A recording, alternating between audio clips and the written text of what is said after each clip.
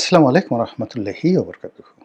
সম্মানিত দর্শক, নির্বাচনের আগের ৩টি গুরুত্বপূর্ণ দিন, অর্থাৎ নির্বাচন যদি ১১ তারিখে হয়, তাহলে আমি ৯, ৮, ৭ এই ৩ দিনের সম্ভাব্য কিছু ঘটনা বলি এবং এই ৩ দিনের আগে পরের কিছু ঘটনা বলি, যা কিনা সম্ভাব্য হতে পারে আবার নাও হতে পারে।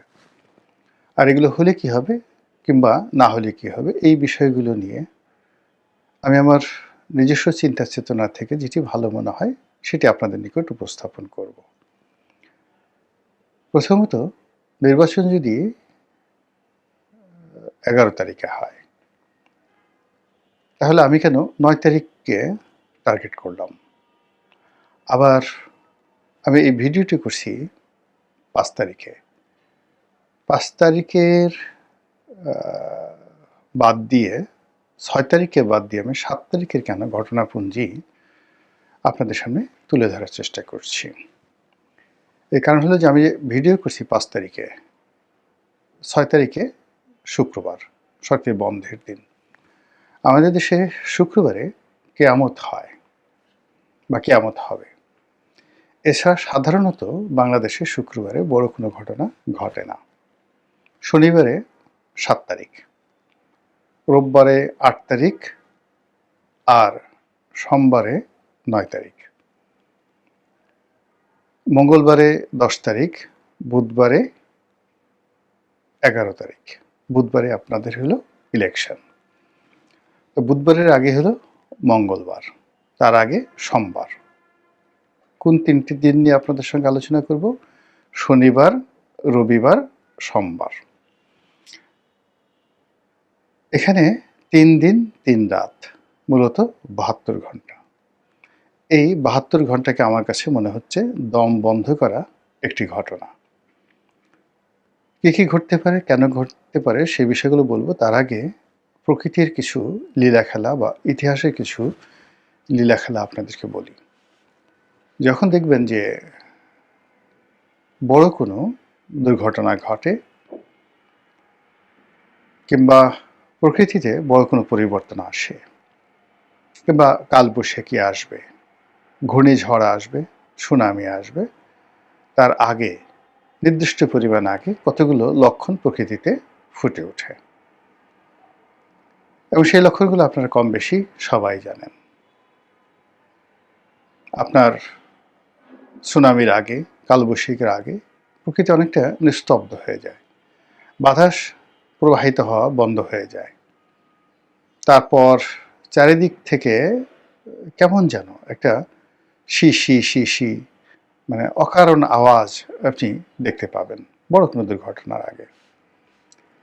তো সেই দিক থেকে যদি ১১ তারিখে খুব ভালো একটি নির্বাচন হয়, আপনি চারিদিকে একটা মুখরিত অবস্থা দেখতে পাবেন, গুনগুন গুনগুন আওয়াজ, প্রকৃতিতে একটি সঙ্গীত, এবং এই সঙ্গীতটা বাজতে থাকবে এই শনিবার থেকে, শনি, রবি, সোমবার, এবং সেই সঙ্গীত কেউ থামাতে পারবে না। জামাত জামাতের মতো গাইবে, বিএনপি বিএনপির মতো গাইবে, এবং সবার মধ্যেই এই একটা তাড়াহুড়া থাকবে, একটা আবেগ থাকবে, একটা উচ্ছ্বাস থাকবে, একটা আনন্দ থাকবে, তার সঙ্গে সঙ্গে একটা টেনশন থাকবে, নিজে বিজয়ী হওয়ার বা পরাজিত হওয়ার, প্রতিপক্ষের বিজয়ী হওয়ার বা পরাজিত হওয়ার একটা আনন্দ এবং উচ্ছ্বাস, ভয় এবং আশা, যেটিকে বলা হয় খৌফ, ভয়, খৌফ এবং রিজ্জা। এই দুটো জিনিসের একটা সমন্বয় ঘটতে থাকবে। আর যদি ধরুন নির্বাচনে কোনো অশনি সংকেত থাকে, আপনি দেখবেন যে শনিবার থেকেই সব কিছু নীরব হয়ে গেছে, কোথাও কোনো গুনগুনানি নেই, মানুষ খুব সতর্কভাবে পা দিচ্ছে, আর রাস্তাঘাটে চলাফেরা ভীষণ রকম কমে গেছে। শনিবার থেকে রাস্তাঘাটে লোকজন চলাফেরা কমে যাবে, রবিবারে আরও কমবে, সোমবারে আরও কমবে, মারাত্মকভাবে কমবে। এরপরে আপনি দেখতে পাবেন যে আইনশৃঙ্খলা রক্ষাকারী বাহিনী, তাদের টহল মারাত্মকভাবে বাড়বে। মারাত্মকভাবে বাড়বে যদি নেতিবাচক হয়। আর যদি ইতিবাচক হয় তাহলে আপনি আইনশৃঙ্খলা রক্ষাকারী বাহিনী তাদের উপস্থিতি থাকবে কিন্তু আপনি টের পাবেন না। আপনার কাছে এটা দৃশ্যমান হবে না। এর কারণ হলো লোকের লোকারণ্য থাকবে। তো বহু সংখ্যক লোকের মধ্যে দৌড়োদৌড়ি, ছুটোছুটি, ঝাপাঝাপির মধ্যে, আনন্দের মধ্যে, গুঞ্জনের মধ্যে মিলিটারি গাড়ি কটা এলো, পুলিশি গাড়ি কটা গেল, আনসার কী করলো, ভিডিপি কী করলো, এগুলো নিয়ে আপনার চিন্তা করার কোনো সময় থাকবে না। ঘরে ঘরে ঘরে ঘরে প্রার্থীদের যারা লোকজন রয়েছে শেষ সময়টাতে তাদের অত্যাচারে আপনি অতিষ্ঠ হয়ে পড়বেন। প্রত্যেকটা লোক আপনার ঘরে ঘরে যাবে। কিন্তু এর যদি বিপরীত ঘটনা কোনো কিছু হয়, ঘরে কেউ যাচ্ছে না, আপনি নিশ্চিত ঝিম মেরে থাকতে পারেন যে খবরাখবর আপনার জন্য ভালো হবে না।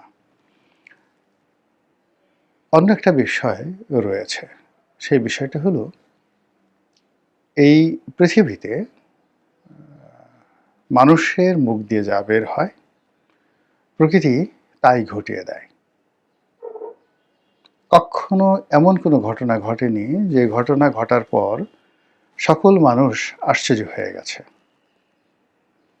যেমন ধরুন শেখ হাসিনার পতন হলো, বহু মানুষ বলেছে যে এর পতন হবে এবং তাকে পালিয়ে যেতে হবে। তো সে যখন নিজে শেখ হাসিনা এর দ্বারা কতটা প্রভাবিত হয়েছেন যে তিনি নিজে বলতে বাধ্য হয়েছেন তিনি পালাবেন না, তার আশেপাশের লোকজন তারা বলেছে যে পালাবে না, আওয়ামী লীগের অস্তিত্ব থাকবে না, আওয়ামী লীগের অফিস খোলার মতো কোনো লোক থাকবে না। বলেন তো এই কথাগুলো কি 2014 সন থেকে ঘাটে পথের সমস্ত মানুষ বলেনি? সবাই বলেছে এবং সেই ঘটনা ঘটে গেছে। বঙ্গবন্ধু মারা যাবেন, সপরিবারে নিহত হবেন, এটা না বললেও তিনি মারা যাবেন। তার মানে পরিষদবর্গ, তার নিজের আত্মীয় স্বজন, বিশেষ করে তার ভাই, অন্যান্য যারা আছেন নিকট আত্মীয়, আমি নাম বললাম না, এদের অত্যাচারে, জুলুমে মানুষ অতিষ্ঠ ছিল, ভীষণ রকম অতিষ্ঠ ছিল। ফলে কি হলো, যে যার অবস্থান থেকে বলতেন যে সর্বনাশ ঘটবে, নির্বংশ হবে, অপঘাতে মারা যাবে। এই সমস্ত কথাবার্তা কিন্তু ৭৩ সন থেকেই বলা শুরু হয়েছিল। প্রকৃতিতে সেই ঘটনা ঘটে গেছে। জিয়া রহমানের ক্ষেত্রে প্রযোজ্য। জিয়া রহমানের ক্ষেত্রে একটার পর একটা মিলিটারি কু হলো, আর অন্য যে ঘটনাগুলো হলো, সবাই আফসোস করতো না জানি কখন মরে যায়। সেই ঘটনাই ঘটল। এরপরে অন্যান্য যারা আছে, প্রেসিডেন্টের সাথ, জিয়াউর রহমান সাহেব, তাদের কথা বাদ দেন, বেগম জিয়ার কথাই চিন্তা করেন।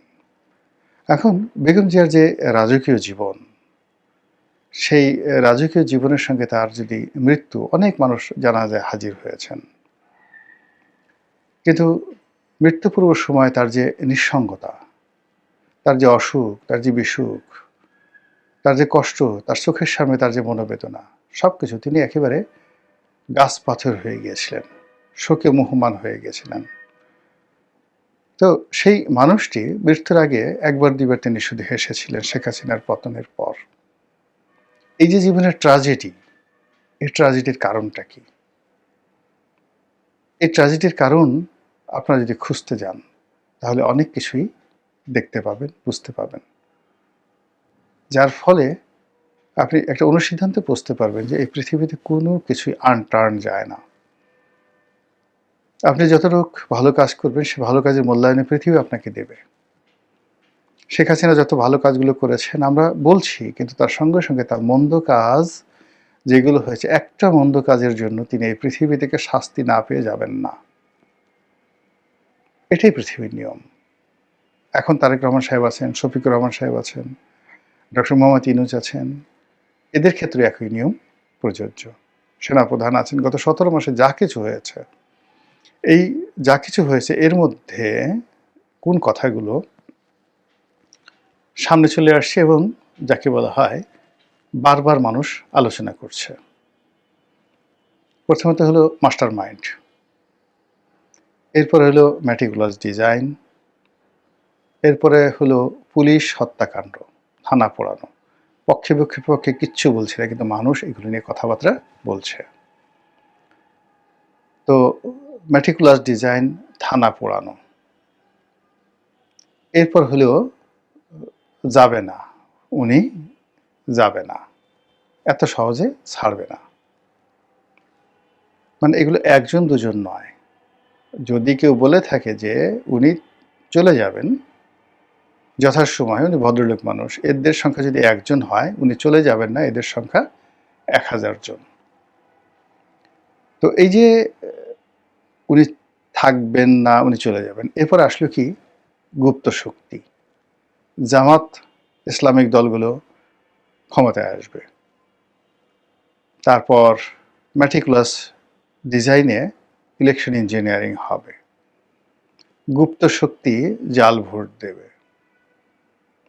ফলাফল যে কি হবে, ভোট কেন্দ্রে যে কত লোক যাবে, এই বিষয়গুলো নিয়ে প্রতি মুহূর্তে লোকজন বিতর্ক করছে। এই বিতর্কের কারণে আপনারা ধরে নিতে পারেন যে গত 17 মাসে যে বিতর্কগুলো, যে কথাগুলো বহুবার উচ্চারিত হয়েছে, এই কথার বাইরে 11 তারিখে কিছুই হবে না, কখনো কিছু হবে না। মিরাকেল বলে কোনো কিছু হবে না। যা কিছু ঘটে তার আগে তার সব কিছু বর্তে থাকে, প্রকাশিত হতে থাকে, সেগুলো আওয়াজ তৈরি করতে থাকে, এবং সেই আওয়াজের একটা প্রতিফলন ঘটতে থাকে। যেমন ধরুন, সারপ্রাইজিংলি যে ঘটনাগুলো ঘটেছে সেটা হলো 2014 সালের নির্বাচনের ফলাফল সারপ্রাইজিং। নির্বাচনের পর আমরা আশা করিনি যে 5 বছর থাকবে, সারপ্রাইজিং। 18 নির্বাচন সারপ্রাইজিং, 2024 নির্বাচন সারপ্রাইজিং। তো সেক্ষেত্রে যে নির্বাচনটি, সেই নির্বাচনটি আমাদের যে কথাবার্তা, সমাজের যা কিছু চলছে সেই নিয়ম অনুযায়ী নির্বাচনটি যদি হয়, সেটি হবে না, এটি হবে একটি সারপ্রাইজিং নির্বাচন, এক।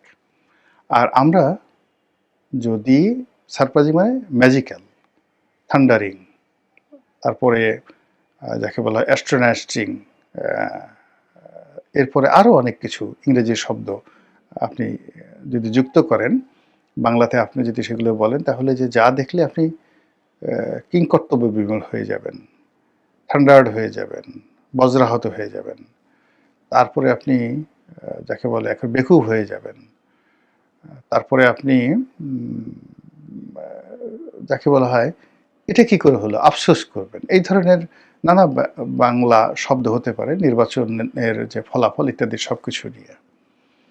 কিন্তু নির্বাচনের আগে এবং পরে যে ঘটনাগুলো ঘটবে, চূড়ান্তভাবে যে ঘটনাগুলো ঘটবে, যেটি একটি অধ্যায়ের সমাপ্তি ঘটবে এবং একটা নতুন এরা তৈরি করবে।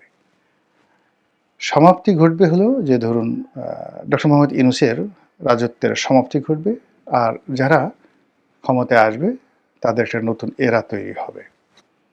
এটা অবশ্যই হবে এই যে গত 17 মাসে যে ন্যারেটিভগুলো তৈরি হয়েছে, সেই ন্যারেটিভের ভিত্তিতে। আর এই যে ন্যারেটিভগুলো, যেগুলোর ভিত্তিতে একটা নতুন এরা তৈরি হবে এবং একটা গ্রুপ ক্ষমতা থেকে চলে যাবে আর একটা গ্রুপ আসবে। এদের এই সমস্ত রসায়নগুলো, কাটাকাটিগুলো, গুতোগুতিগুলো, এদের যে পর্দার আড়ালের সমস্ত খেলাধুলাগুলো, যা কিছু সম্ভব সব কিছু এই 3 দিনে, মানে শনিবার 7 তারিখ, 8 তারিখ, 9 তারিখ, রবিবার, সোমবার, এই 3 দিনের মধ্যে এই জিনিসগুলো অবশ্যই ঘটবে। যেটা বললাম, যদি ইতিবাচক কোনো কিছু ঘটে তাহলে এক ধরনের ফলাফল, আর নেতিবাচক যখন ঘটবে তখন ওই সিমটমগুলো আপনি দেখতে পারবেন, যে আগের সময় বলছি বেশ কিছুক্ষণ আগে। মহান আল্লাহ সকল দুর্ভোগ দুর্দশা থেকে, অজানা আশঙ্কা থেকে, ভয় এবং ভীতি থেকে, এবং এই পৃথিবীর অনিষ্ট থেকে, অশরীরী আত্মাদের অনিষ্ট থেকে, শয়তানের অনিষ্ট থেকে, এবং নফসের অনিষ্ট থেকে, এবং মহান আল্লাহর ক্রোধ থেকে আমাদের সবাইকে, আমাকে সহ, আমার পরিবার সহ আপনাদের সবাইকে রক্ষা করুন, হেফাজত করুন। আসসালামু আলাইকুম রহমতুল্লাহি ওয়া বারাকাতুহু।